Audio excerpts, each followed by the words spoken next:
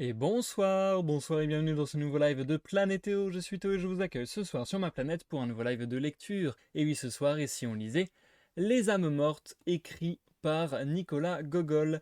C'est notre deuxième live sur ce roman dont nous lirons ce soir le chapitre 3 de la première partie. Comme d'habitude, si vous me regardez en rediffusion sur YouTube, vous trouverez le détail de la lecture dans la barre de lecture ainsi que dans la description de la vidéo, avec des timecodes qui vont vous permettre de passer l'introduction, de passer les pauses que j'effectuerai dans ma lecture, et d'aller directement là où bon vous semble. Vous trouverez également sur YouTube, dans l'onglet playlist, la playlist Et si on lisait les âmes mortes, qui va vous permettre de voir dans l'ordre, s'il vous plaît, mesdames et messieurs, tous les épisodes sur cette œuvre. Donc l'épisode 1 est déjà disponible. L'épisode 2 le sera dans quelques jours. Là, je parle en étant au jour de ce live. Et puis les suivants ne tarderont pas, puisque je vous rappelle que les rendez-vous lecture, c'est tous les mardis et tous les vendredis à 21h sur Twitch, et que c'est en ligne en rediffusion sur YouTube 2 jours après. Donc logiquement, ça veut dire que à chaque fois, vous aurez une rediffusion sur YouTube le jeudi et le dimanche, sauf exception bien entendu. D'ailleurs, le live de ce soir va être une petite exception, euh, puisque je préfère vous mettre au courant. J'ai passé une journée pas très très ouf. Je suis fatigué, mais vraiment, je sais pas, je suis un peu de mauvaise humeur, mais j'ai pas passé une journée dingo. Je suis assez fatigué. Mais je vous avais promis ce live, et puis en soi, les lives, j'ai pas trop envie de les sauter le moins possible quand ça m'est possible, justement. Donc je me suis dit, je le fais quand même. Je vais le faire avec entrain, je vais le faire du mieux que je peux. Mais peut-être que je ne vais pas trop charger la mule. Donc vous m'excuserez, aujourd'hui ce sera peut-être le live de lecture le plus court de l'histoire de la chaîne. Puisque en fait, si je voulais garder des unités de sens voulues par l'auteur, il fallait que je lise soit le chapitre 3 et 4, ce qui m'aurait fait 50 pages, soit le chapitre 3 uniquement, ce qui me fait que 20 pages. Donc, avec les 30 pages du chapitre 4, le live prochain devrait être d'une longueur tout à fait classique sur ma chaîne. Par contre, avec 20 pages ce soir, je vous avoue que le live risque d'être un peu court. Encore une fois, j'espère que vous comprenez et que vous ne m'en voudrez pas trop. Mais on va dire que ça tombe bien. On va dire que ça tombe bien que ce chapitre de 20 pages tombe le jour où je suis un peu moins en forme. Comme ça, je vais pas galérer trop longtemps. Et puis, au final, l'intérêt pour moi, le truc qui prévaut sur tout le reste, c'est la qualité de la lecture. Donc, si je me réduis un petit peu ma dose de travail ce soir, vu l'état de fatigue où je suis, c'est pour le mieux, je pense. Bonsoir Dimal, bienvenue sur le live, j'espère que tu vas bien. Bonsoir Nextu aussi qui parlait avant que le live ne se lance, qui m'a envoyé des commentaires tout à fait gentils sur les rediffusions YouTube. Merci beaucoup à toi, ça fait extrêmement plaisir d'avoir ce genre de commentaires. Vous vous doutez pas à quel point ça fait plaisir. Franchement, que ce soit des j'aime, que ce soit des commentaires sur YouTube, que ce soit des gens qui me parlent dans le chat Twitch, que ce soit même des gens qui parfois m'envoient des messages privés ou me répondent sur les différents réseaux sociaux, Twitter, Facebook, Discord, etc. Peu importe d'où me viennent les retours, c'est toujours hyper agréable et vraiment, c'est pas, comment dire, je ne vous quémande pas des compliments, des retours agréables et positifs et tout ça, mais juste, si vous avez des choses à dire, dites-les, exprimez-vous, même si c'est négatif d'ailleurs, mais si vous avez des choses à dire, dites-les, exprimez-vous, parce que vraiment, ça a un impact monumental, bien sûr, vous le savez, sur les algorithmes de YouTube, sur les algorithmes de Twitch, sur comment fonctionne le référencement et ainsi de suite. Mais ça a un impact moral, on va dire, sur le moral, qui est aussi non négligeable, puisque quand je commence ma journée avec un petit message de quelqu'un qui me dit, j'ai eu ça il n'y a pas longtemps par exemple, quand je commence ma journée avec un petit message de quelqu'un qui me dit qu'il a des gros problèmes, je me permets de le dire parce qu'il l'a mis en commentaire YouTube, donc je me dis qu'il est assez à l'aise avec l'idée. Mais voilà, un petit commentaire qui me dit que la personne a des problèmes de vue qui l'empêchent de lire et que du coup, bah, mes vidéos sont une source de plaisir pour lui. Eh bien, vous pouvez pas savoir comment ça me refait ma journée et comment je suis plein d'entrain, plein d'énergie pour toutes les heures de la journée. Donc voilà, n'hésitez pas à faire des retours. Je pense que c'est un credo dont je vous ai déjà parlé. J'arrive pas forcément moi-même à l'appliquer tout le temps, hein, et je pense que voilà, je pense que c'est difficile d'être constant dans cet effort dans la vie, mais c'est une chose que je me suis dite souvent, et c'est une chose que j'essaie de m'appliquer à la vie de tous les jours. Quand on a des choses positives à dire à quelqu'un, il faut les dire. Quand on a des choses négatives, il faut essayer de les dire le plus gentiment possible, mais si possible, il faut aussi les dire, je pense. En tout cas, s'exprimer et surtout partager du positif et communiquer du positif, je trouve que c'est vraiment un réflexe qu'on n'a pas. On a peut-être plus de facilité à dire des saloperies et à être méchant avec les gens, alors que, putain de bordel de merde de cul, qu'est-ce que ça peut faire du bien et comment on peut propager le bien en étant simplement gentil avec les gens. Donc voilà, n'hésitez pas, soyez gentil. Bref, après ce petit intermède, cette petite parenthèse, je vous propose qu'on se lance dans la lecture puisque comme je l'ai dit, on va pas lire beaucoup ce soir. Donc autant y aller le plus vite possible. La fois passée, on a vu le périple de notre personnage principal, Tchitchikov, un petit peu commencer. On a vu qu'il a commencé à aller comme ça dans les campagnes, dans les provinces, pour essayer de s'attirer les bonnes faveurs de certains personnages. La fois précédente, c'était donc Manilov. On a supposé qu'il allait certainement continuer pour aller chez... comment il s'appelle? Son nom commence par un bas. Pipapou pipou. Est-ce que je vais le retrouver? Est-ce que je vais le retrouver? Mince. C'est le nom dont secrétaire nous avait dit qu'il signifiait fils de chien. Je crois que c'était ça littéralement. Bref, je le retrouve plus. Mais c'est pas bien grave. On va certainement le rencontrer très rapidement dans le texte. Tant pis, je le retrouve plus. Je vais juste passer à la lecture. Et je vous souhaite une bonne écoute, que vous soyez en live sur Twitch ou en rediffusion sur YouTube. Il n'y aura donc aujourd'hui qu'une seule pause. Je vous dis à tout à l'heure. Et on est parti pour ce début de chapitre 3. Je vais me prendre une petite lampée quand même. Santé à tous les amis.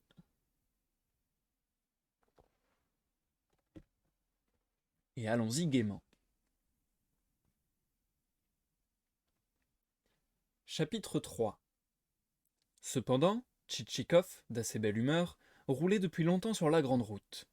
Connaissant depuis le précédent chapitre sa passion dominante, nous ne nous étonnerons pas qu'il y ait aussitôt cédé, corps et âme. Les plans, calculs, combinaisons qui se reflétaient sur son visage devaient être fort agréables, à en juger par le sourire qu'il provoquait à chaque instant. Tout à ses pensées, le voyageur n'entendait pas son cocher, qu'avait mis en joie l'accueil des gens de Manilov, adressé de judicieuses observations au cheval tigré attelé en bricole du côté droit. Ce finaud faisait semblant de tirer, tandis que le limonier, un B et le bricolier de gauche, un alezan clair surnommé l'assesseur, parce qu'il provenait de l'un de ces honorables fonctionnaires, y allaient de tout leur cœur. On lisait dans leurs yeux le plaisir qu'ils éprouvaient. Fais le malin tant que tu voudras, tu ne m'attraperas pas, disait Séliphane, en se soulevant et en châtiant du fouet le paresseux. Apprends ton métier, Vandale. Le bai, c'est un cheval honnête, il fait sa besogne en conscience. Je lui donnerai volontiers une mesure de plus. L'assesseur, c'est aussi une brave bête. Eh bien, qu'as-tu à remuer de l'oreille? Écoute ce qu'on te dit, imbécile. Voyez ce malappris, je ne lui donne pourtant que de bons conseils. Et là, où t'emballes-tu comme ça? Ici, Séliphane lâcha un nouveau coup de fouet. Ah, bougre de sauvage! Puis, s'adressant à tous, lança un Holà, mes chéris! Accompagné d'une cinglée générale, signe de satisfaction cette fois. Ayant procuré ce plaisir à ses bêtes, il revint au tigré. Tu crois cacher ton manège? Non, mon cher, conduis-toi bien si tu veux qu'on te respecte. Prends, par exemple, le monsieur de chez qui nous venons. Quels braves gens que les siens. J'éprouve toujours plaisir à causer avec un brave homme. Nous devenons aussitôt une paire d'amis. S'agit-il de prendre le thé, de casser la croûte, je ne saurais rien lui refuser. Les honnêtes gens jouissent de l'estime générale. Notre maître, par exemple, chacun le vénère parce qu'il a servi l'État, tu entends? Aussi le voilà conseiller de collège. Ces raisonnements entraînèrent Sélifan en d'abstraites considérations. Si Tchitchikov avait daigné prêter l'oreille, il eût été édifié sur l'opinion du manant à son égard, mais il ne fallut rien moins qu'un violent coup de tonnerre pour le tirer de ses méditations et le faire regarder autour de lui. Des nuages s'amassaient au ciel, des gouttes de pluie criblaient la route poudreuse. Un second coup de tonnerre retentit plus violent et plus rapproché. La pluie devint soudain torrentielle. Elle frappa d'abord obliquement le corps de la voiture, puis, prenant une direction verticale, battit le tambour sur la capote. Atteint au visage par des éclaboussures, Tchitchikov tira les rideaux de cuir, où deux ouvertures permettaient de considérer le paysage, et ordonna à Sélifan de presser l'allure. Interrompu au beau milieu de son discours, le cocher comprit qu'il ne s'agissait plus de lanterner. Tirant de son coffre une salopette de drap gris, il la revêtit, saisit les guides et gourmanda ses bêtes, que l'homélie du brave garçon semblait avoir plongé dans une douce torpeur, du moins ne marchait-elle plus qu'à pas compter. Mais il n'arrivait pas à se rappeler s'il avait brûlé 2 ou 3 chemins. Après quelques instants de réflexion, il eut conscience d'en avoir passé beaucoup. Comme le Russe, aux instants critiques, prend toujours une décision sans se donner la peine de réfléchir, Sélifan excita ses bêtes d'un « Holà, mes bons amis !» et les lança dans la première route traversière, sans trop savoir où elle menait. L'averse cependant menaçait de durer. Les champs furent vite détrempés. De minute en minute, la tâche des chevaux devenait plus ardue. Étonné de n'être point encore chez Sobakevitch, Tchitchikov conçut des inquiétudes. Il voulut inspecter les alentours, mais n'aperçut que ténèbres. « Sélifan, dit-il enfin, en se penchant hors de la britchka. Qu'y a-t-il, monsieur? Ne voit-on pas de village? Non, monsieur, on ne voit rien. Et Sélifan, agitant son fouet, entonna une chanson, ou plutôt une litanie, une cantilène, qui n'avait point de fin. Il y fit entrer tous les cris d'encouragement que, d'un bout à l'autre de la Russie, on a coutume de prodiguer aux chevaux. Il les accabla de tous les qualificatifs qui lui venaient au bout de la langue, et finit même par les traiter de secrétaires. Cependant, Tchitchikov, ballotté par les cahots de la voiture, comprit que la calèche roulait maintenant dans des labours. Sélifan semblait s'en douter, mais ne soufflait mot. « Hé, Pandar, où nous mènes-tu là ?»« Que faire, monsieur, par un temps pareil? Je ne vois même pas mon fouet. » La britchka pencha tellement que Tchitchikov dut se retenir des 2 mains. Alors seulement, il remarqua l'ivresse du cocher. « Fais attention, animal, tu vas verser !» lui cria-t-il. « Verser? Non pas, monsieur, opina Sélifan. C'est très mal de verser. Je n'en ferai rien, soyez tranquille. » Ce disant, il se mit en demeure de tourner la voiture et la tourna si bien qu'il la coucha sur le flanc. Tchitchikov s'étala dans la boue. Sélifan réussit à arrêter ses chevaux qui se seraient d'ailleurs arrêtés d'eux-mêmes, car ils étaient fourbus. Cet événement inattendu le stupéfia. Tandis que son maître tâchait de se désembourber, il sauta à bas du siège, se planta les mains sur les hanches devant la britchka et proféra, après quelques instants de réflexion. « Pas possible, elle a versé !»« Tu es saoul comme une grive, » dit Tchitchikov. « Saoul? Vous plaisantez, monsieur. Ce n'est pas bien de se saouler. J'ai bavardé avec un ami, pour sûr. Il n'y a pas de mal à ça. Même que nous avons cassé la croûte ensemble. C'est permis que je sache, entre braves gens. Et que t'ai-je dit la dernière fois que tu étais ivre? Tu as oublié, hein? Faites excuse, votre seigneurie. Comment l'aurais-je oublié? Je connais mon affaire. C'est très laid de se saouler, je ne l'ignore pas. Mais pour ce qui est de bavarder avec les gens de bien... Attends un peu, je t'apprendrai à bavarder avec les gens de bien. Tu veux sans doute que je te caresse les épaules. Comme il plaira à votre seigneurie, répondit le placide Sélifan. Le maître est le maître et le fouet a du bon. Quand le vilain fait des siennes, il faut le rappeler à l'ordre. Ce raisonnement désarma Tchitchikov, d'autant plus que le sort parut vouloir le prendre en pitié. Un lointain aboiement s'éleva. Aussitôt réconforté, notre héros donna l'ordre de stimuler les chevaux. Le cocher russe possède un flair excellent. Quand la vue lui fait défaut, il lance ses bêtes au grand galop et finit toujours par arriver quelque part. Sélifan, sans y voir goutte, mit si bien le cap sur le village qu'il ne s'arrêta qu'au moment où, les brancards allant donner dans une palissade, il devint impossible d'avancer. À travers le rideau de la pluie battante, Tchitchikov crut discerner un toit. Il dépêcha Sélifan à la recherche du portail. Cette occupation eût duré longtemps si de braves chiens ne tenaient en Russie l'office de concierge. L'arrivée du voyageur fut si bruyamment annoncée qu'il dut se boucher les oreilles. Un pâle rayon de lumière tomba d'une fenêtre sur la palissade, découvrant à nos voyageurs la porte cochère, où Sélifan cogna à coups redoublés. Le guichet s'ouvrit bientôt. Une forme féminine apparut, protégée par un sarrau, et une voix rauque s'informa. « Qui est là? Pourquoi tout ce bruit ?»« Des voyageurs, ma bonne, qui demandent abri pour la nuit. »« Tu choisis bien ton heure pour arriver, » dit la vieille. « Ce n'est pas ici une auberge, mais la demeure de notre maîtresse. »« Oui, c'est une mauvaise heure, la nuit est déjà noire, » approuva Sélifan. « Te tairas-tu, Marot » dit Tchitchikov. « Mais qui êtes-vous » demanda la vieille. « Un gentilhomme, ma bonne. » Le mot de gentilhomme produisit impression sur la vieille. « Attendez, je vais prévenir madame, » dit-elle. Elle s'éloigna pour revenir 2 minutes plus tard, une lanterne à la main. Le portail s'ouvrit. Une autre fenêtre s'éclaira. La britchka pénétra dans la cour, s'arrêta devant une petite maison, difficile à distinguer dans l'obscurité. La lumière qui tombait des fenêtres et frappait en plein les flaques d'eau, n'en laissant voir que la moitié. La pluie tambourinait sur le toit en bois et se déversait à flots bruyants dans un baquet. Cependant, les chiens exécutaient un concert vocal en l'honneur des arrivants. L'un d'eux, la tête rejetée en arrière, s'appliquait à des roulades si prolongées qu'on eût pu le croire grassement payé pour cet office. Un autre vocalisait à la hâte. L'infatigable soprano d'un caniche mêlait à ce choral des sons de grelots. Un vieux chien robuste, à en juger par sa voix rauque, raclait la basse.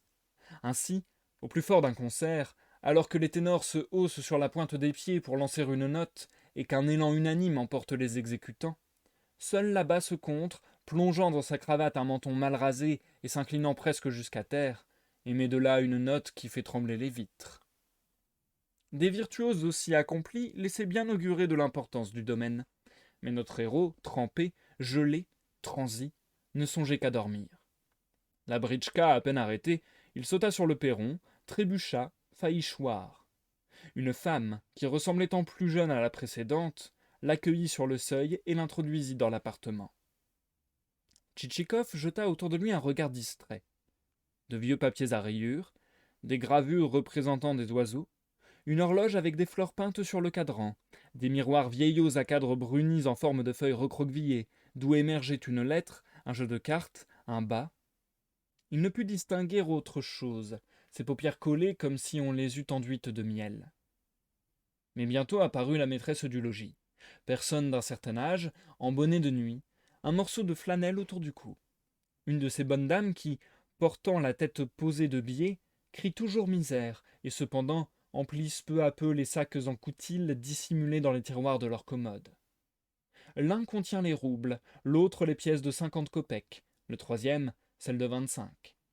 Pourtant la commode ne paraît renfermer que du linge, des camisoles, des écheveaux de fil, un peignoir décousu, mis en réserve pour remplacer, le moment venu, la robe usée ou brûlée en faisant rissoler, une veille de fête, des galettes ou des beignets. Mais c'est là une éventualité bien douteuse. La vieille est ménagère de ses effets, et le peignoir demeurera longtemps décousu, pour échoir enfin par testament, avec d'autres nippes, à quelque arrière-petite-nièce. Tchitchikov s'excusa de son arrivée inopportune et du dérangement qu'il causait. « mais non, dit la brave dame, vous ne me dérangez pas. Par quel temps Dieu vous envoie? Il pleut, il vente, il tonne. Vous avez sans doute besoin de vous réconforter, mais à une heure aussi indue, impossible de rien préparer. » Un épouvantable sifflement interrompit le discours. Redoutant une invasion de serpents, Tchitchikov dressa la tête, mais se remit aussitôt en devinant que l'horloge s'était mise en tête de sonner. Un râle suivit le sifflement. Enfin, dans une tension suprême, le coucou émit 2 sons semblables à des coups de bâton sur un pot cassé. Puis le balancier reprit son placide tic-tac. Tchitchikov remercia l'hôtesse, l'assurant qu'il ne demandait qu'un lit. Il s'informa pourtant de l'endroit où il se trouvait. Les terres de M. Sobakevitch étaient-elles éloignées? La vieille répondit qu'elle ne connaissait aucun propriétaire de ce nom, et qu'il n'en existait sans doute point. Mais au moins vous connaissez Manilov, reprit Tchitchikov. Manilov? Qui est-ce? Un propriétaire, bonne dame. Non, je ne le connais pas. Aucun de nos propriétaires ne porte ce nom. Mais alors, comment s'appelle-t-il? Bobrov, Zvinin, Kanapatiev, Karpakin, Trepakin, Plietchakov. Sont-ils riches?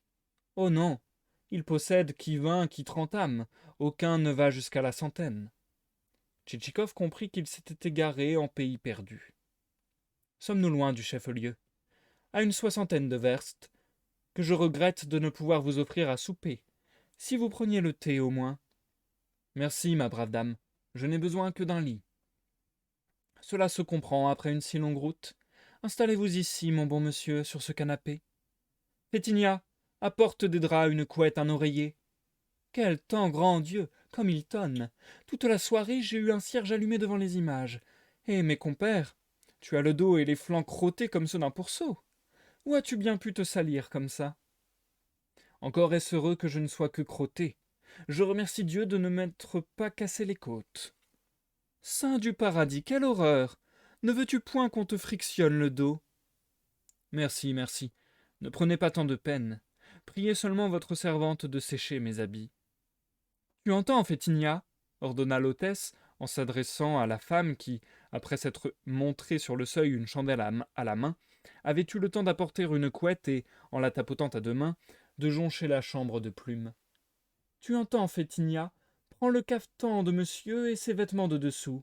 Fais-les sécher devant le feu, comme au temps de mon pauvre défunt. Tu auras soin alors de les bien nettoyer. Entendu, madame, dit Fétinia, occupée à disposer les draps et l'oreiller. Voilà ton lit fait. Bonne nuit, mon brave, dit l'hôtesse. N'as-tu besoin de rien? Peut-être te fais-tu gratter la plante des pieds avant de t'endormir.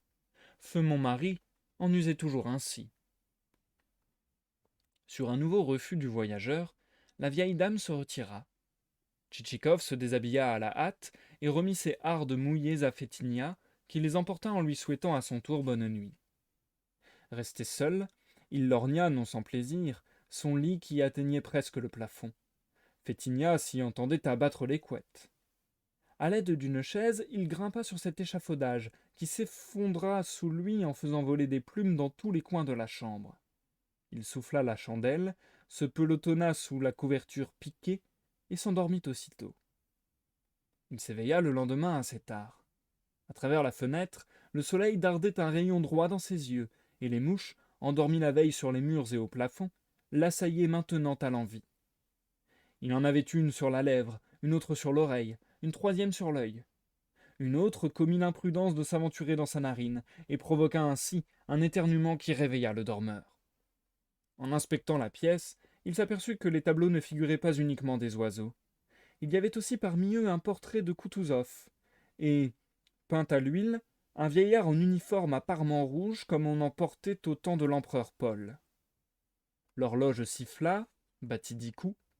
Dans la porte entrebâillée apparut un visage féminin qui se retira précipitamment, car Tchitchikov, pour mieux dormir, avait rejeté tout voile. Le visage ne lui sembla pas inconnu. En rassemblant ses souvenirs, il le reconnut pour celui de l'hôtesse. Il enfila sa chemise, ses vêtements séchés et brossés l'attendaient. Il s'habilla, s'approcha d'un miroir et éternua de nouveau si fort qu'un dindon, qui se trouvait à point nommé près de la fenêtre fort basse, lui jabota en son bizarre langage quelques mots rapides, qui signifiaient sans doute à vos souhaits. Tchitchikov le traita d'imbécile et contempla le tableau qui s'offrait à sa vue. La fenêtre donnait sans doute sur le poulailler, tout au moins la courette qui s'allongeait au-dessous était-elle remplie de volailles. Poules et dindes pullulaient.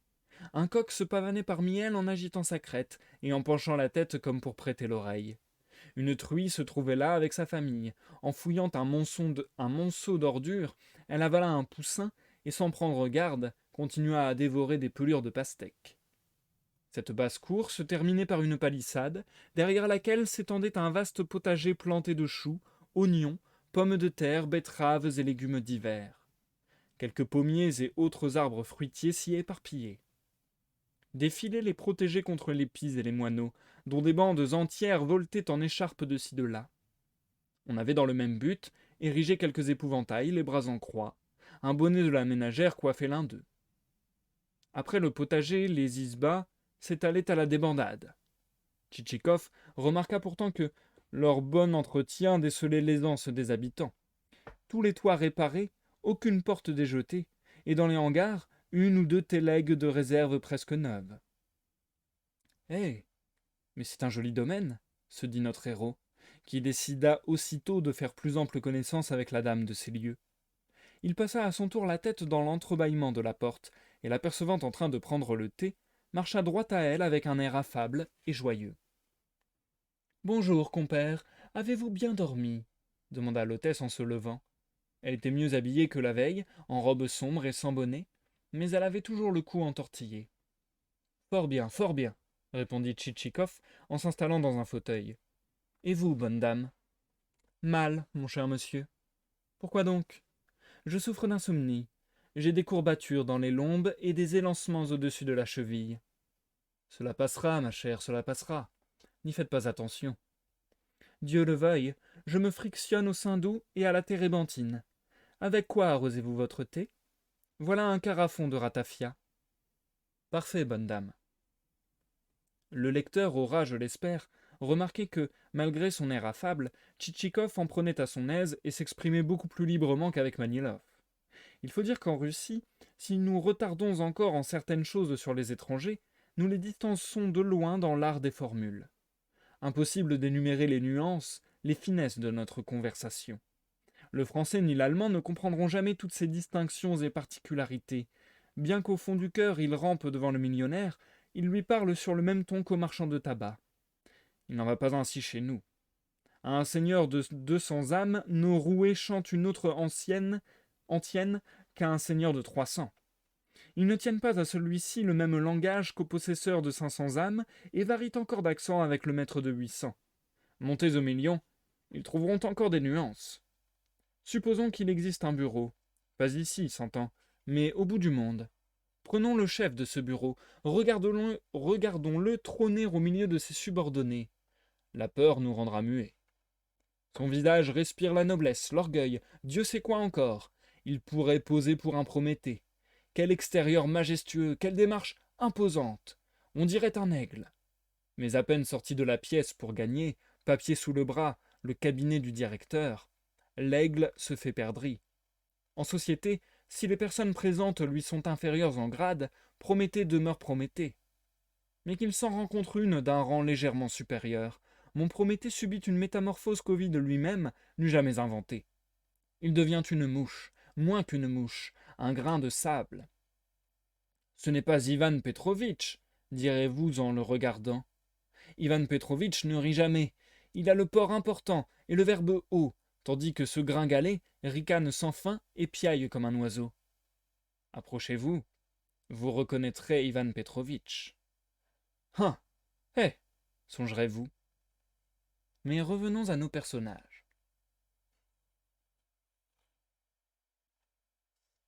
Et je vais m'arrêter là pour la première partie de lecture de ce soir. Je précise que du coup c'est une pause naturelle, c'est une pause marquée dans le texte par l'auteur, entre et, songerez-vous, et mais revenons à nos personnages, il y a un saut de ligne. Hop. Nous passons à la pause, les amis.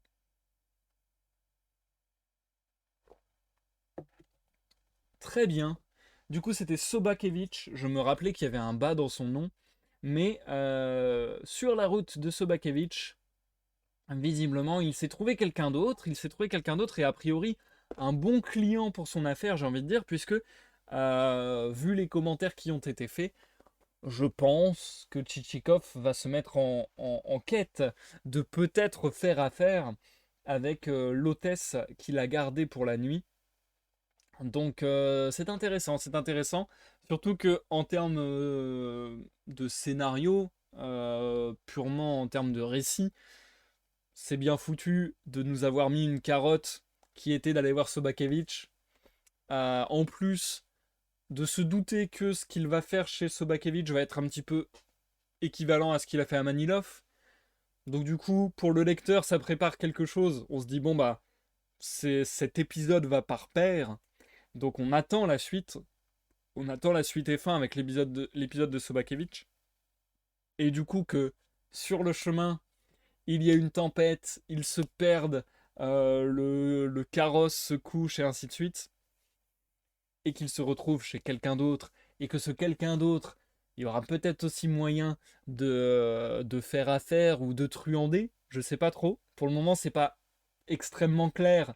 Mais quand même, on comprend assez facilement en sous-texte que ce qu'est en train de mettre en place Tchitchikov avec l'achat d'âmes mortes ne semble pas très logique, ne semble pas très normal. Donc du coup, purement structurellement parlant, c'est super bien joué parce que on a envie de s'investir dans cet événement euh, imprévu, parce que bah voilà, ça fait une péripétie, on a envie de voir comment ça va se passer et tout. Et on a quand même en tête le fait que ah ouais, et puis après il faut qu'on aille voir Sobakevitch. Donc du coup ça presque ça investit le lecteur d'une mission. On est en mode ah bah non mais il faut que je continue puisqu'on a encore un truc à faire après. Donc ça c'est tout con, c'est tout con, c'est de la technique de base, mais ça marche très bien. Et je commence à rentrer de plus en plus dans l'histoire. Je vois de plus en plus franchement se dessiner le ton un petit peu humoristique. Et c'est plutôt agréable, c'est plutôt sympathique comme lecture pour le moment. Maintenant, il faut que l'histoire grossisse, se développe et voilà, que qu'on comprenne ce qui est vraiment, on va dire la mécanique ou le processus qui est en train d'opérer Tchitchikov. Donc voilà, j'espère que ça va prendre de l'ampleur, j'espère que ça va se gonfler un petit peu, mais pour le moment c'est sympathique de voir les déambulations de ce personnage avec son cocher Célifan, Célifan. Euh, donc ouais, non, franchement c'est marrant. Et du coup, très intéressant le petit passage qu'on vient d'avoir. On a toujours ces petits commentaires du narrateur qui sont très très cool, avec des adresses directes au lecteur, et toujours pleines d'humour aussi, et toujours pleines aussi de petits pics dissimulés de ci de là. Donc c'est toujours très intéressant, et ça nous en apprend toujours un petit peu plus sur la manière dont fonctionne la société russe de l'époque. Et là, par exemple, c'est marrant parce qu'on en parlait la fois passée. C'est intéressant de voir que du point de vue d'un auteur russe, eh bien, il n'y a pas d'autre langue que le russe pour restituer toutes les nuances qu'il y a pour parler d'une personne à une autre, et que vraiment c'est un sport national apparemment, d'employer les bons mots avec la bonne personne selon son grade et ainsi de suite, quoi. Donc c'est grave intéressant. Et en effet, ça dit beaucoup aussi la langue et la société, je trouve. Euh, la langue et la société, ça dit beaucoup aussi sur, comment dire, se nourrissent l'une l'autre et en disent beaucoup l'une de l'autre. C'est comme dans je ne sais plus quelle langue, il me semble que c'est une langue inuite. Il y a 72 mots pour parler de la neige, pour, euh, pour, euh, pour spécifier des différents types de neige.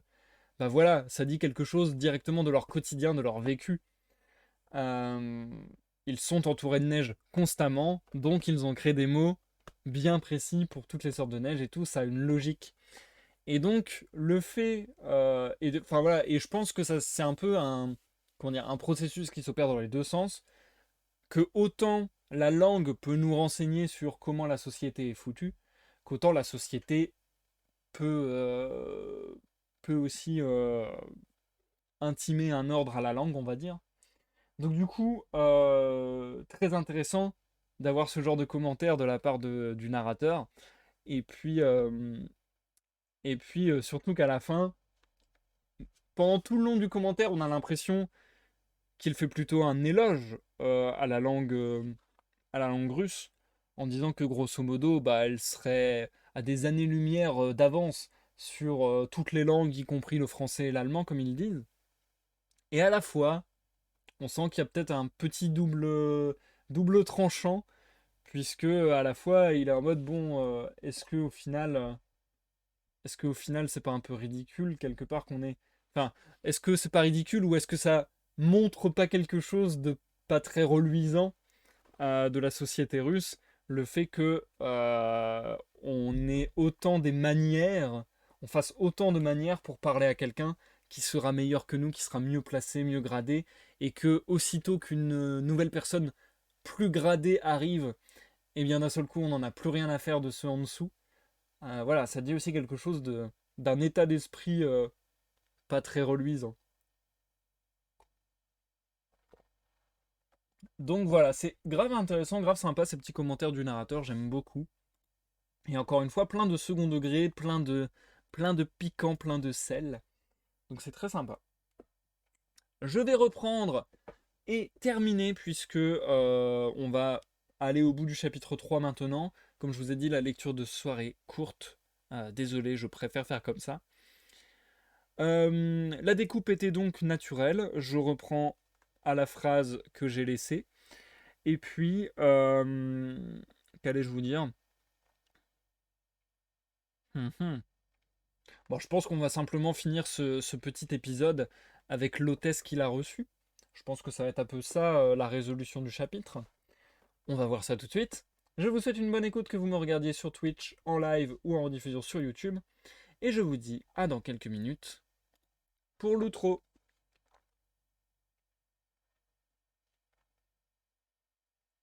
Chapitre 3, suite et fin. Mais revenons à nos personnages. Tchitchikov, nous l'avons vu, s'était résolu à attaquer sans plus de façon.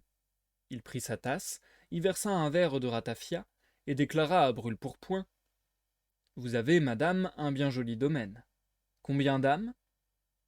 Un peu moins de 80, dit l'hôtesse. Malheureusement, les temps sont durs. L'an dernier a été bien mauvais. Dieu nous préserve d'un pareil. Pourtant, vos paysans ont bon air. Leurs isbas sont solides. Voudriez-vous me dire votre nom? Je suis arrivé si tard, j'avais perdu la tête. Génon Korobotchka, secrétairesse de collège. Merci. Et vos prénoms? Nastasia Petrovna.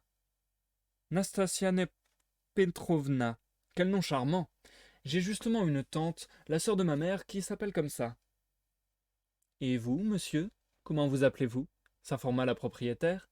Vous êtes sans doute assesseur. Non, brave dame, répondit en souriant Tchitchikov. Nous ne sommes point assesseurs. Nous voyageons pour nos affaires. Ah, vous faites du négoce? Quel dommage que j'aie cédé si bon marché mon miel au revendeur. Vous me l'auriez sans doute acheté.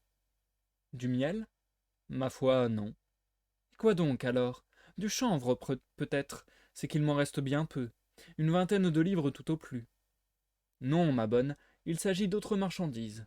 Dites-moi, avez-vous perdu beaucoup de paysans? Oh, mon cher monsieur, 18, soupira la vieille, et tous des gaillards, de bons ouvriers. Il en est né d'autres, à dire vrai. Mais que faire de ce fretin? Pourtant l'assesseur est venu toucher la capitation, tout comme s'il vivait encore. La semaine dernière, mon forgeron a brûlé, un habile homme qui connaissait aussi la serrurerie. Auriez-vous eu un incendie? Dieu préserve, c'eût été pis. Il a brûlé lui-même, mon brave monsieur. C'était un ivrogne. Ses entrailles ont pris feu. Il lui est sorti de la bouche une flamme bleue, et son corps s'est consumé, a noirci comme du charbon. Pourtant, quel excellent forgeron. Et maintenant me voilà cloué au logis. Je n'ai personne pour ferrer mes chevaux. Tout arrive, madame, soupira Tchitchikov. Ne murmurons pas contre la Providence. Eh bien, cédez-les-moi, Nastasia Petrovna. Qui donc? Mon bon monsieur. Eh, mais tous est mort. Comment cela? Comme ça? Ou, si vous préférez, vendez-les-moi, je vous les paierai. Je ne comprends pas bien. Voudrais-tu les déterrer? Devant cette méprise, Tchitchikov jugea quelques éclaircissements nécessaires. En peu de mots, il expliqua à la bonne dame que le transfert ou l'achat n'aurait lieu que sur le papier. Ces âmes seraient inscrites comme vivantes. Mais qu'en feras-tu? Dit la vieille, les yeux écarquillés. Ceci me regarde. Mais elles sont mortes. Et qui prétend le contraire?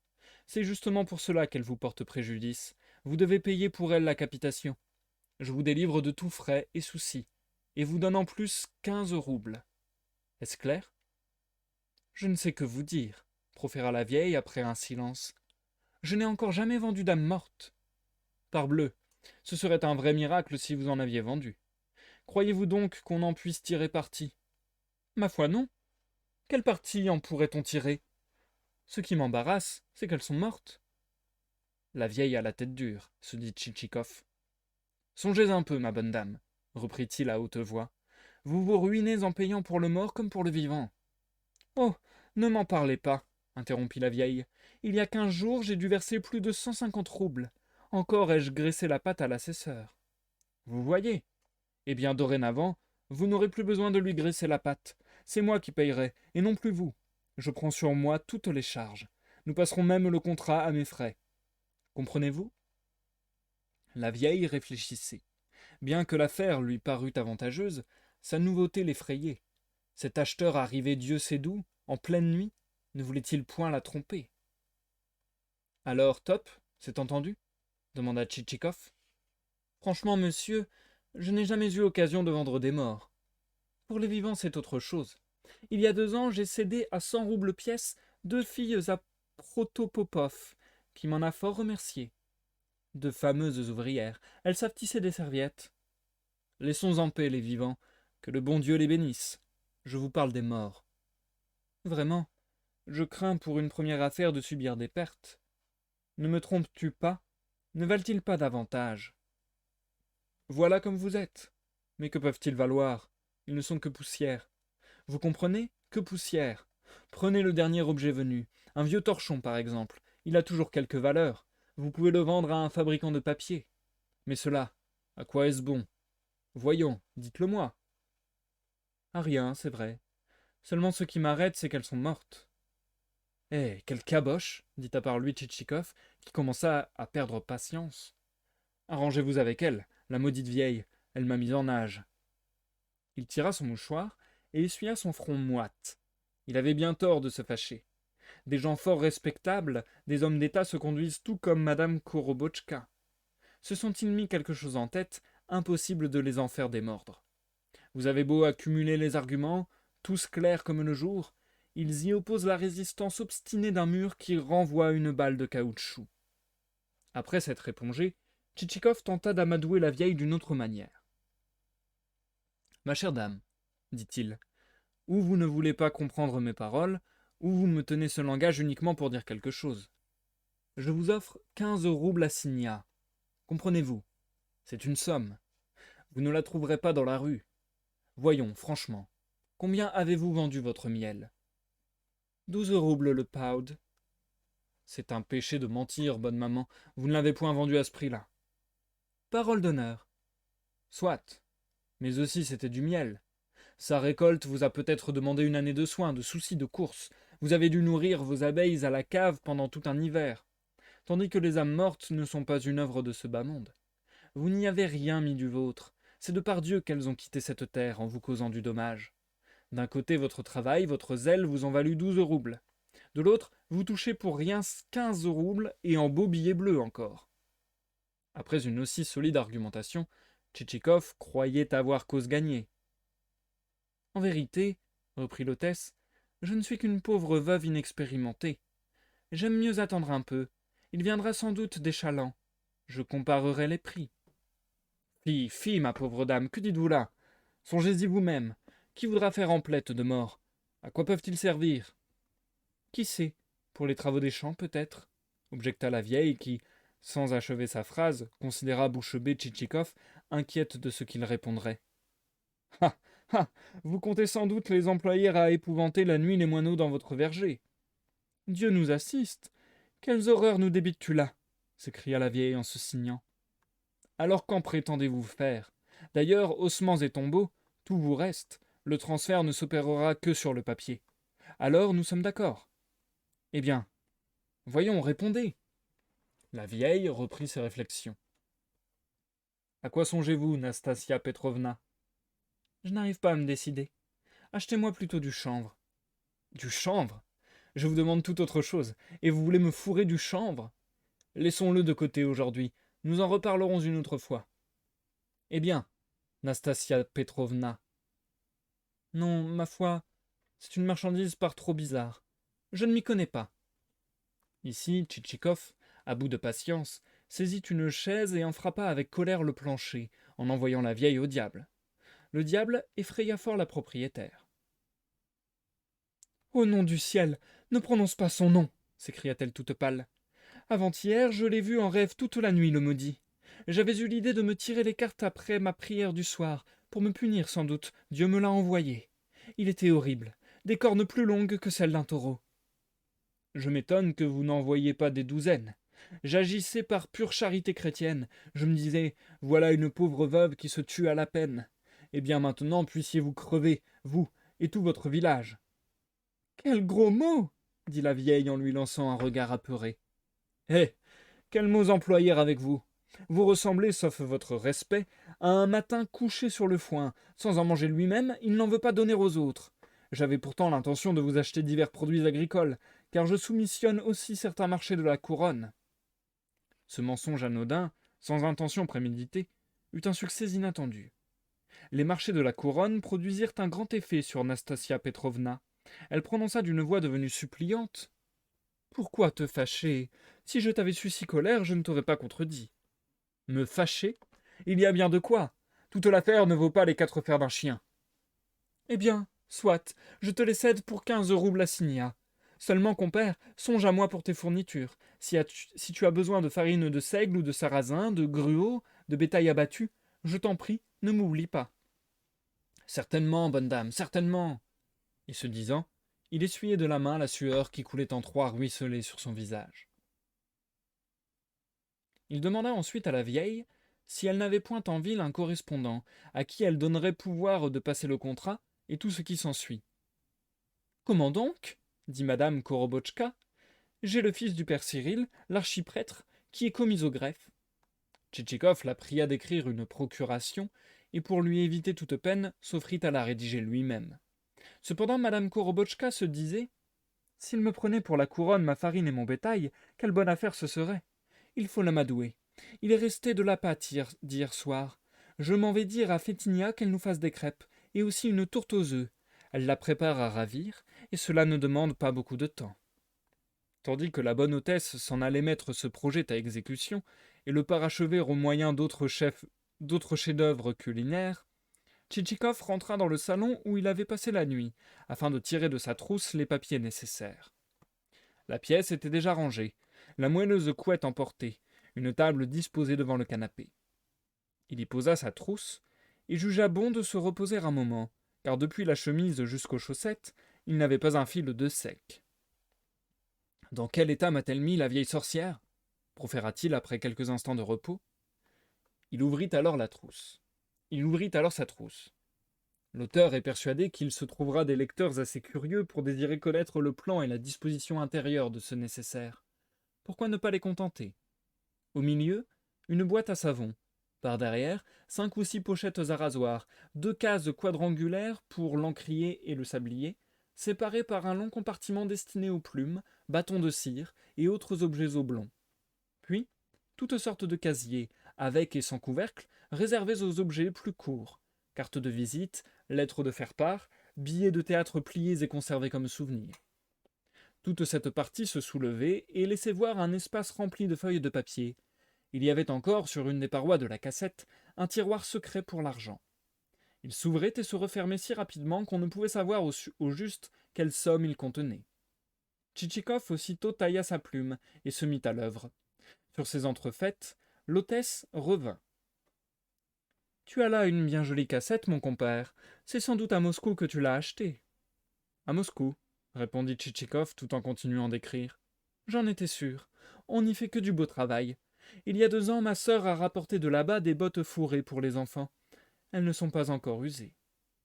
Ah, mon Dieu, on a tué du papier timbré, continua-t-elle après un coup d'œil jeté dans l'écritoire, qui en contenait en effet une belle provision. Tu devrais bien m'en céder une feuille. J'en manque. Quand j'ai une supplique à présenter, je ne sais sur quoi l'écrire. Tchitchikov lui expliqua que ce papier, destiné au contrat, ne valait rien pour les suppliques.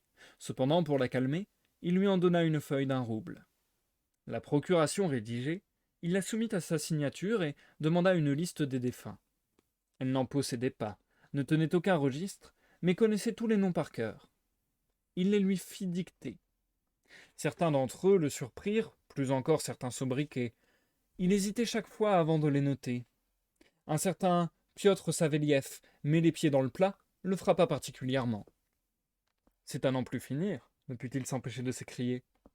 Celui-ci avait pour surnom Bric à vache, celui-là s'appelait tout simplement Yvan Laroux. En terminant son grimoire, il huma l'air plusieurs fois et reconnut l'odeur alléchante du beurre fondu. Vous plairait-il d'accepter à déjeuner dit l'hôtesse. Tchitchikov se retourna et aperçut sur la table une copieuse collation. Champignons, croustades, œufs sur le plat, beignets, crêpes, talmouses et toutes sortes de bouchées.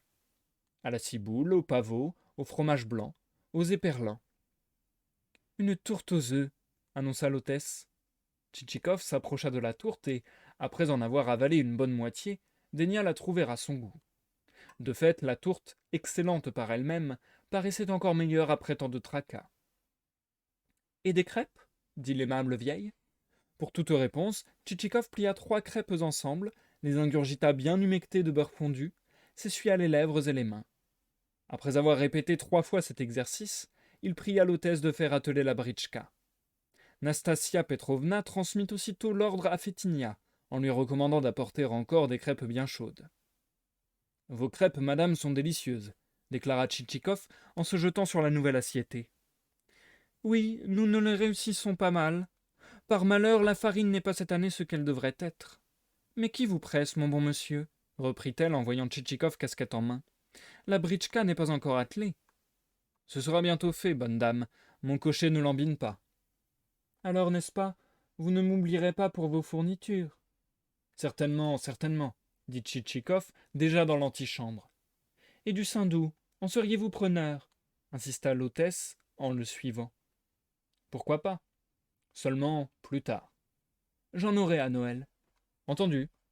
Je vous achèterai tout, et du saindoux par la même occasion. Peut-être aurez-vous besoin de duvet? J'en aurai pour l'avant. Parfait, parfait. Tu vois, compère, ta britchka n'est pas encore là, dit la propriétaire quand ils furent sur le perron. Elle va venir. Indiquez-moi en attendant comment gagner la grande route. Ce n'est pas facile à expliquer, il y a beaucoup de tournants. Mieux vaut te faire accompagner par une gamine. Tu as bien pour elle une place sur le siège. Certes. Alors je vais t'en donner une qui connaît la route. Seulement tu ne vas pas me l'emmener. Des marchands m'en ont déjà enlevé une. Tchitchikov rassura à ce sujet madame Korobotchka. Celle-ci se prit aussitôt à inspecter sa cour. Elle posa ses regards sur la femme de charge qui apportait de la dépense une écuelle remplie de miel, les reporta sur un paysan qui venait d'apparaître au portail, et peu à peu se laissa absorber par les détails de la vie domestique. Mais pourquoi s'attarder si longtemps à une Korobotchka? Madame Korobotchka, Madame Manilov, vie domestique, vie frivole, passons. Ce n'est pas ce qu'il y a de plus bizarre dans le monde. À longtemps les considérer, les spectacles gais deviennent tristes, et Dieu sait alors quelle billevesée vous passe par la tête. Peut-être même, vous direz-vous, mais voyons, cette Korobotchka occupe-t-elle un rang si inférieur sur l'échelle sociale? L'abîme est-il si profond qu'il la sépare de sa sœur, inaccessible derrière les murs d'un hôtel aristocratique aux somptueux escaliers de fer forgé, où elle trône parmi les cuivres, l'acajou, les tapis? La noble dame bâille sur un livre inachevé, dans l'attente d'un visiteur de bonne compagnie, devant qui elle pourra donner carrière à son esprit et exprimer des idées toutes faites. Et ces idées, à la mode durant 8 jours, concernent non point ses affaires compromises par une ignorance complète des réalités, mais bien le coup d'État attendu en France ou les dernières tendances du catholicisme mondain. Mais passons, passons. Pourquoi ces propos? Et pourquoi, dans des minutes de joyeuse insouciance, sentons-nous la tristesse s'insinuer en nous? Le rire se fige sur nos lèvres, notre visage s'assombrit, et nous voici aussitôt différents de nos compagnons. Ah, voici la britchka. Pardon. Ah, voici la britchka, voici la britchka, s'écria Tchitchikov, en voyant enfin arriver sa voiture. Où diable étais-tu fourré, maroufle? Tu n'as pas encore cuvé ton vin, sans doute. Ce à quoi Sélifan ne répliqua rien. Adieu, bonne dame. Eh bien, et votre gamine? Hé, Pélagui, dit la propriétaire à une fillette d'environ 11 ans, debout près du perron, affublée d'une robe en grosse toile, et exhibant des jambes nues enduites d'une boue fraîche qui, de loin, les eût fait prendre pour des bottes. Pélagui, montre la route au monsieur. Sélifan aida la gamine dans son escalade. Elle posa d'abord un pied sur le marchepied qu'elle souilla debout, grimpa de là sur le siège et s'assit à côté du cocher. À sa suite, Tchitchikov monta sur le marchepied en faisant pencher la britchka sur le côté droit, car il était plutôt obèse, et se carra enfin de la calèche en disant « Ça va maintenant. Adieu, bonne dame. » Les chevaux s'élancèrent. Tout le long du chemin, Sélifan se montra revêche, mais très attentif à son affaire, ainsi qu'il avait accoutumé après ses méfaits de beuverie. Les chevaux étaient admirablement étriés. Un des colliers, jusqu'alors toujours disloqué, et dont le cuir laissait voir les toupes, avait été habilement réparé. Cette fois-ci, Sélifan gardait le silence et se contentait de claquer du fouet, sans adresser d'admonition à ses chevaux. Pourtant, le tigré eût volontiers prêté l'oreille à semblables propos, au cours desquels les guides vacillaient aux mains de l'éloquent Automédon, et le fouet ne caressait les croupes que pour la forme. Mais pour cette fois, les lèvres moroses laissaient échapper de simples exclamations monotones. « Attends, attends, je vais t'apprendre à bâiller. » Le bey lui-même, et l'assesseur, se montraient mécontents de ne pas entendre les habituels « Mes chéris, mes mignons ». Le tigré sentait de très désagréables morsures sur ses parties charnues. « Eh, qu'est-ce qu'il lui prend aujourd'hui » disait-il à part soi en fronçant ses oreilles. « Il choisit ses endroits, l'animal. Il ne frappe pas sur le dos, il frotte les oreilles ou cingle le bas-ventre. »« À droite, quoi » demanda sèchement Sélifan à la gamine, en désignant du fouet un chemin bruni par la pluie qui allait se perdre entre des prés d'un vert éclatant. « Non, non, je te montrerai, » répondit l'enfant. « Par où alors » reprit Sélifan quand ils furent au tournant. « Par ici, » dit la gamine en étendant le bras. « Eh bien, mais c'est à droite, » grommela Sélifan. « Voyez la petite sotte, elle ne sait pas distinguer sa droite de sa gauche. » Bien que la journée fût belle, le sol était tellement détrempé que les roues s'enfeutrèrent bientôt d'une gangue de boue, qui alourdit beaucoup la britchka. La terre était d'ailleurs argileuse, extrêmement adhérente. Pour ces deux raisons, nos voyageurs ne purent sortir du chemin vicinal avant midi. Sans la gamine, ils ne se fussent jamais tirés d'affaire, les chemins s'éparpillant de tous côtés comme des écrevisses au sortir d'un carnier. Sélifan eut fort risqué de s'égarer à nouveau, sans qu'il y eût cette fois de sa faute. Enfin, la fillette, montrant du bras une bâtisse dans le lointain, s'écria « Voici la grande route !»« Et qu'est-ce que ce bâtiment » s'enquit Sélifan. « Un cabaret, » dit la gamine. « Eh bien, file maintenant, nous trouverons bien la route tout seuls. » Il retint ses chevaux et aida l'enfant à descendre, en murmurant entre ses dents « Eh, la petite souillon !» Tchitchikov donna un liard à la fillette qui rentra trop au menu au bercail, heureuse de s'être pavanée sur le siège.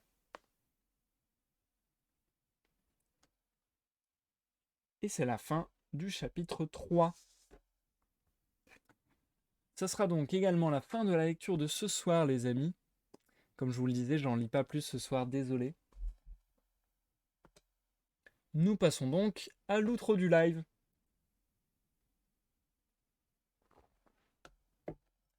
Et oui, désolé, je n'en lis pas plus ce soir, puisque si je veux respecter un petit peu les découpes prévues par l'auteur, et du coup si je veux vous lire le chapitre 4 dans son intégralité, eh bien il faut que je vous lise 30 pages, et 30 pages c'est à peu près le nombre de pages à partir duquel je me dis bon bah ça fait un live complet.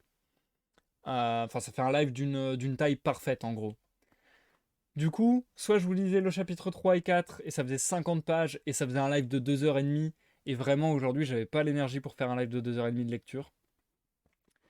Soit je fais un tout petit live d'1 heure comme je viens de faire avec le chapitre 3 et un live de taille normale on va dire avec le chapitre 4 la prochaine fois. Donc voilà, j'ai décidé de faire comme ça. Je m'étais dit que je changerais peut-être d'avis si en cours de live j'avais un regain d'énergie. Mais je vous avoue que vraiment, j'ai pas passé une excellente journée et je suis pas mal fatigué. Donc, je vais plutôt être sage, m'arrêter là pour aujourd'hui. Encore une fois, ce qui m'importe le plus, personnellement, c'est la qualité de la lecture. Et pour avoir la meilleure qualité de lecture possible, eh bien, il faut que je me préserve si je suis fatigué. Donc voilà, je préfère faire comme ça. Euh, c'est parfait pour moi, je dois me coucher tôt. Bah parfait, dit mal. Serrons-nous la main. Mais ouais, non, franchement, bon, c'est rare que je fasse aussi court. Désolé. Coucou Liwo, bienvenue sur le live, j'espère que tu vas bien. C'est rare que je fasse aussi court, désolé, je pense certainement que c'est le live le plus court que j'ai jamais fait en 6 ou 7 ans de lecture. Mais vraiment là, je suis bien, bien vanné, donc voilà. On va faire comme ça. La suite, dans le chapitre 4, ça sera donc vendredi à 21h. Et on aura certainement la suite de l'épisode avec Sobakevitch cette fois-ci. Est-ce que Tchitchikov va réussir à refourguer sa... Comment dire? KO, mais ta voix apaise de cette journée épuisante. Oh, Liwo! Oh là là! Oh là là! Trop de compliments, merci beaucoup. Mais du coup, oui, on va retourner voir Sobakevitch, j'imagine. Et est-ce que Tchitchikov, notre héros, va cette fois réussir, encore une fois, j'ai envie de dire, réussir à refourguer son drôle de deal qui a fait tiquer longtemps le personnage de... Comment elle s'appelait? Ça c'est vraiment le problème des noms russes, c'est que c'est trop dur pour moi de les retenir. Déjà que c'est pas évident à prononcer, alors retenir. Euh, Pipapou, Nastasia Petrovna et son nom, je me rappelle plus. Mais voilà. Nastasia, l'hôtesse de Tchitchikov, a quand même résisté fort longtemps.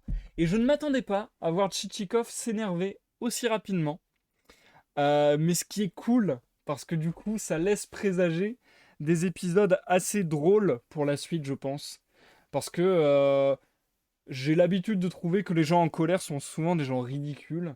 Et j'ai l'impression... Enfin, sont souvent des gens ridicules. Je trouve que n'importe qui en colère a l'air souvent ridicule. Et moi, quand je vois quelqu'un en colère, ça me fait plus rire qu'autre chose. Euh, et là, j'ai l'impression que ça joue un petit peu là-dessus. J'ai l'impression que l'auteur joue un petit peu sur ce paramètre. Et Tchitchikov qui s'énerve et qui s'énerve de plus en plus. Et qui, en apparence, a l'air tout lisse, tout calme, tout beau sous tout rapport. Et tout le monde l'apprécie au premier coup d'œil, etc. Et qui est capable de briller comme ça en 1 seconde et de devenir détestable, d'insulter la personne aussi de manière aussi méprisable aussi rapidement, je trouve que ça a un côté comique.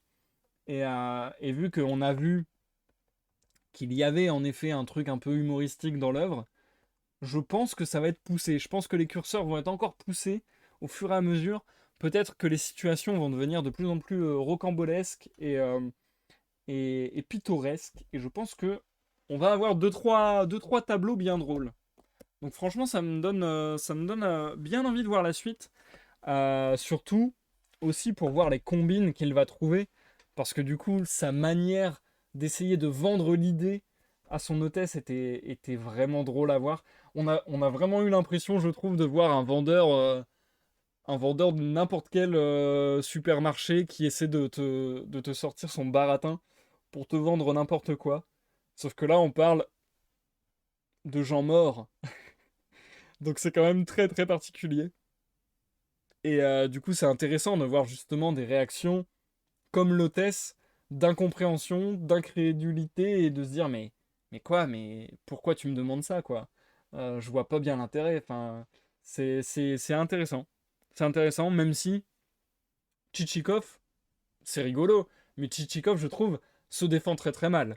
Parce que Tchitchikov qui dit seulement mais voyons, tu te doutes bien que ça n'a aucun intérêt et que personne va l'acheter. Bah ouais, mais du coup, si tu les achètes, c'est qu'il y a bien un intérêt. Enfin, bon, bref. Donc, bien, bien marrant. Et non, Liwo, ce n'est pas du whisky, c'est du panaché. C'est du panaché, donc on est sur quasiment aucun alcool. C'est de la dégustation, n'est-ce pas, hein, comme le permet Twitch. Je préfère le préciser. Mais non, je ne marche pas à l'alcool. Bien. Sur ce, les amis, comme je vous disais, je suis pas mal fatigué, donc de toute manière, j'aime pas faire durer les lives plus qu'il n'y a besoin. Donc, on va couper là.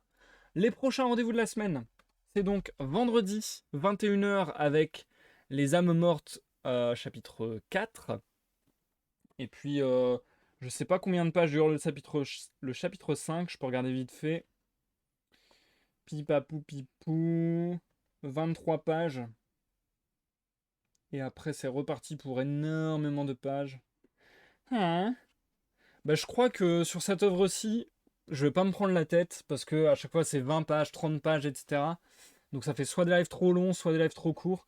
Je pense que je vais pas me prendre la tête et que je vais faire chapitre par chapitre. Tant pis si ça fait des lives de 1 heure et des lives de 1 heure et demie et des lives de 2 heures. On va dire que c'est pas bien grave, encore une fois. Ce qui prévaut, c'est la qualité de la lecture, donc on va mettre ça en exergue.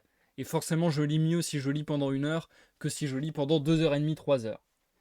Voilà, voilà. Faut pas que je me fatigue à l'effort. On est y part. Pour se revoir vendredi pour la suite de la lecture. N'hésitez pas à laisser un like ou un dislike sur la rediffusion YouTube selon votre appréciation de la vidéo. N'hésitez pas à mettre un commentaire, à vous abonner et tutti quanti. N'hésitez pas à me suivre sur les réseaux où je vous préviens de tous les lives. Je l'ai fait d'ailleurs hier, comme tous les lundis, avec un programme de la semaine. On se retrouve donc vendredi pour la prochaine lecture, mais on se retrouve avant cela jeudi, à 14h cette fois-ci, pour un deuxième épisode, une deuxième session sur le jeu Little Nightmares 2. Ça, je suis hyper hype parce que Little Nightmares, ça a été un gros coup de cœur. Et la première session sur Little Nightmares 2, ça a été encore une petite claque, donc j'ai vraiment très hâte d'y retourner. Et puis, d'ici la fin de semaine, il y aura peut-être d'autres lives imprévus. S'il y en a d'autres, ça sera très certainement soit du gaming avec Sea of Thieves ou Marvel Snap, potentiellement on va dire, soit du dessin. Et si c'est du dessin, il y a des chances que j'écoute de la musique en même temps. Et si j'écoute de la musique en même temps, ça sera donc des lives exclusivement disponibles sur Twitch, puisque forcément avec les droits d'auteur, ça va être compliqué de les mettre sur YouTube. Et ça sera peut-être même compliqué de les mettre en diffusion sur Twitch. Donc voilà. Comme ça, vous êtes au courant de tout. Le dernier rendez-vous de la semaine, je vais quand même en parler étant donné que c'est le premier live de la semaine.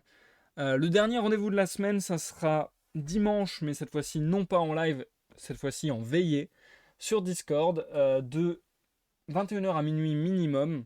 On se retrouve en vocal, on joue à des jeux de société, on discute, on fait des petits tests, on fait plein de choses. On s'amuse bien en général, donc n'hésitez pas à nous rejoindre. Je te dis bonsoir également Dimal, merci d'être passé. Merci Nextu, Dimal et Liwo. Ça me fait plaisir. Ça me fait plaisir d'avoir eu de vos nouvelles.